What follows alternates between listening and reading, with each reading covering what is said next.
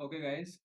So as you all know that I posted a trade here, like this one. This was a move I posted here on Telegram. Also, I posted it on the Trading View. So let's do a breakdown why I thought that right here, right at this candle, why I thought that this price will play out. I put it somewhere like this. This was my trade basically. Even price went beyond that target because obviously I posted it, and the thing is, maybe I would not be able to give you minute to minute update, and that's why I kept a very conservative target here. Even you can see that this is a 4 hour trade. So let's break it down. How why it came, why I thought that this will play out. Let's see that. So if you open 1 hour chart, you can see which grabbed my attention specifically was this big wick here, right? So you can mark this as your buy side liquidity, like this, and for targeting this is also a wick. Like you can mark this as your sell side, like as your target, right? So if you mark this, and after that if you can see that you can put this range, right? If you do this range thing, see how it came at exact at 0 0.5. Matlab, this is basically 50% of the range. Okay, so let's see why I thought so. 1 hour, this range is not that clear. If you go to 4 hour, you will see that this is a very clear range, right? Within just forming within two candles. And if you are familiar with this type of range theory and range trading, so you know this is a good range to trade, right? And generally in the range, you keep this thing, right? So you take this range, and your first target becomes at zero point 0.5, like 50% of the range is your first target, right? So let's see. This is 4 hour time frame. So how I got into in that 5 minute time frame. Okay, so let's go to the 15. Let's okay. You can go to 15 minute, but okay, fine. I will cut this part out. Okay, so that you can get a feel of how exactly it is playing out. I will just cut this on. Okay, so 4 hour range. So now we'll go to 1 hour, right? If we go to 1 hour, we can see that once price is above this range, price is not showing any intention of going higher, right? If you look at this candle, this particular candle, this one, this candle, this particular candle, after this candle, we got a close, a proper close right below this candle. And once this happens, we can mark this one as your order block, right?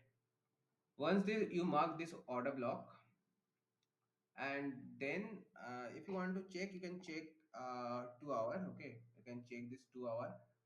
There is nothing in the 2 hour, but what I'm getting here, what I'm trying to say in the 2 hour, what I was like, why I was confident about this trade, because see this candle, when this candle is closing, no, this candle, so when price is taking this candle liquidity right this way, it is not closing above this. All time it is just having wick. So they're just taking here all the stop losses. If any stop losses are there, they're taking it out. And if you notice, I kept my target not here. This was not my target. Even the price came here, I knew the price may come here, but this was my target basically.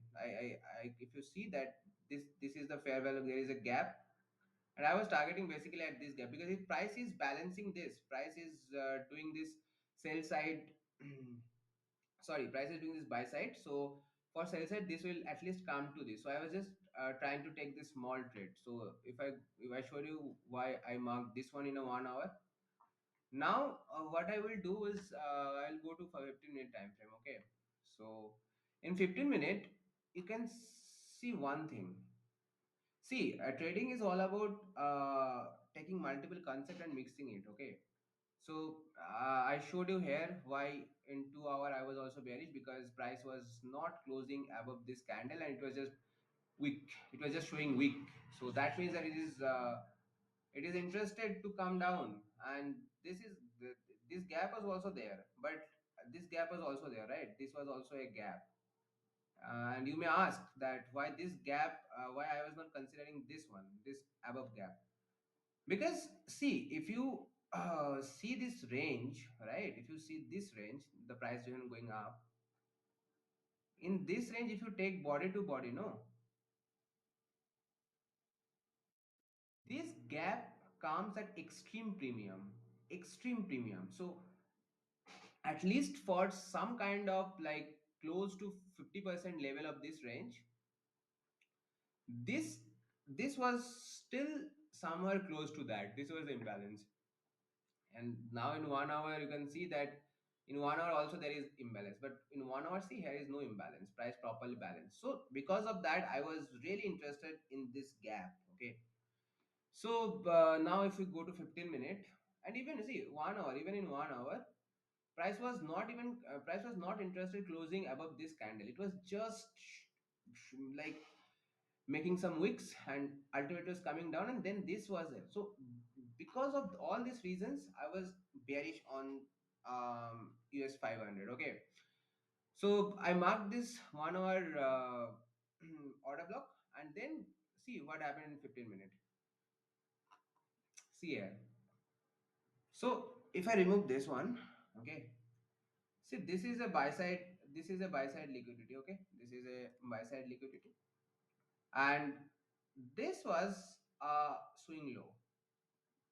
So this area, this down close candles, they become very effective breakers, right? These are very good breakers. Price made a swing, then it went up, took out the buy side, and then it just with a strong candle it came down, right? So when you are seeing this breaker, okay, and with that breaker you have had time frame 1 hour order block. With that you get a 15-minute breaker here, and then if you go to the 5-minute time frame, you will see that there are a lot of highs, right? So I was all interested in this type of highs, that once this of one of these highs will get souped, one of these highs will get souped, price will significantly go down. And see what happened. See what happened. See, see, see here how it souped all the highs. There is no in this price swing. Here there was no such highs or nothing like that, but all the highs from this side, this side, this side, this side, this side, all got souped here. Okay, once it gets souped, then suddenly you are interested. You are interested to see whether there is any lower time frame entry and see how it play out. See, so see here is this thing. Now once this turtle soup happened on lower time frame, and you have all the higher time frame confluences. Now see how this 5-minute gap, 5-minute fair value gap. Okay, let me mark it in some different color. So this 5-minute fair value gap got inverse. So you know that inverse FBG concept. So you can sell right here. You can exactly sell right here. Okay, right here you can sell it. Like you can take your trades here and then put your stop loss here, and then if you can just target hit, right? But see, even that played out, right? But what I did, I didn't take entry there, right? I took entry right here, right here. Why did I do that? Because see, you know that in this all calculation, how price will move, I was also interested in another thing, and that is once price showed this, I was also looking for this one. See this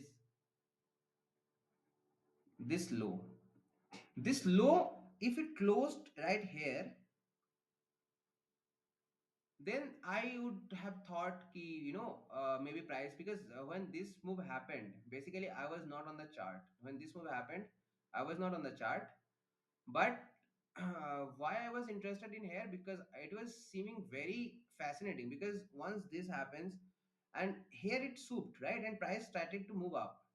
This means that if anyone sold it early, anyone shorted it here, they are trying to make them bored of whole consolidation, like price is going up, then coming down, then going up, and then it dumped. So because of that I missed it here. So because of that I waited. Okay, I waited, and then once this happened, right, and then see this candle, I literally called this move once this candle formed. Okay, once this candle formed. Why? Now if you go to even lower time frame, 1 minute, okay, see why I was interested here. Because this was a high on 1 minute. Okay, but I'm not saying that you can take a 1 minute entry. That is a very tough thing to do. So when I'm seeing that price is not really interested closing above that high, and see what type of candle they are forming, right? That is very random candle. And see, this is the thing, right? So once price was creating this high, right? This is like I was expecting, because see, price came here, price went up, but here no highs were there to be souped, right? So I didn't sell it here. I let it come down here, and then it went. And when it came down here, from here, when it came down here, it created a high. So now I have an idea where I have to sell. And see this high, this 1 minute high, that is coming. Like I'm not just selling it on a 1 minute. I am just selling it from various confluency. There I have my 1 hour sorry, 1 hour order block. Inside that 1 hour order block, I have my 15-minute breaker. Okay, like 15-minute breaker is a long term, but you can just put it right here or something, like you can just take it. Okay, so that 1 hour zone that is coming. Now once that happened, I have my this one, this 15-minute fair value gap, which got reversed. And then price didn't create any fair value gap. Like it never showed any fair value gap, so that I can say keep, price is trying to move bullish. No, it was not making any bullish PDRs. It was all bearish. Now I was seeing this. Okay, so when I saw this one, I was like, okay, price will now move somehow up in above direction. It's like I'm not interested right now in a buy program. So what I did, I waited. Okay, so when this move happened, if you see it in 1 minute time frame, this move happened, price came down. So see, if price went up from here and souped this high, I would have been interested in here selling this ES or US 500, whatever you call it.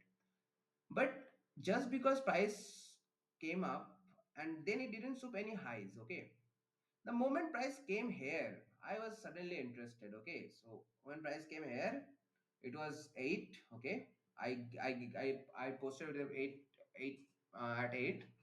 So I sold it somewhere here. Okay, somewhere here I sold it because of this high. Price got soaked, but I'm not keeping my stop losses on a 1 minute time frame. I was trying to get my best possible entry.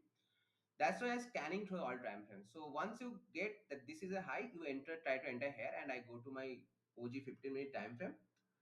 So I was like, okay, fine, this was a high. So, and this was a this reverse inverse fair value gap, which got invalidated, and it became a bearish fair value gap. So that is the reason I sold somewhere here. Okay, I sold somewhere here. Okay, somewhere here, and kept my stop losses above this 5 minute inverse fair value gap. Because if by chance price came here and tapped it, so even after that my stop loss will be safe. Like, see, once you enter it, you cannot change your stop loss. Before entering, you can do all these things. So, and then I kept my target very conservative. So I got it in a quick 2 hour. Okay, and see how price came, how price just got into this. This was a actual 2 hour fair value gap, right, which we marked. So because of that, and see how everything is equally confluencing a single setup. See, this was a range. I was saying even if you're targeting, you can target first target if you're like being not very conservative or trying hard, like you are trying to get maximum RR from a possible trade. So you are just putting your target here, which I in the real life trade I actually put my target like I just not my real target. Okay, in real life I have taken a much bigger trade here. I traded till this point. I think I am getting something wrong here. Like the trade entry, the stop loss was maybe bit higher here, maybe bit higher. But even if you put it here as a stop loss, that would have been okay. But I was being very conservative. Okay, so that was all. That was all the confluences I used to get this trade, and I hope you traded it. It was a wonderful trade. So thank you guys.